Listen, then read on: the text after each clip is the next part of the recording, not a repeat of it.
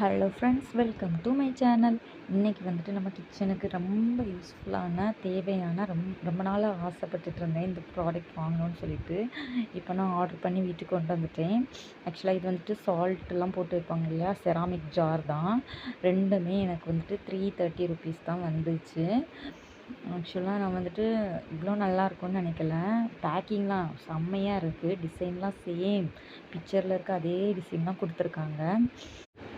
இது வந்துட்டு 1000 mlன்னு சொல்லி போட்டிருந்தாங்க. ஆக்சுவலாக வந்துட்டு இது வந்துட்டு 16 சென்டிமீட்டர் தான் இருக்குது.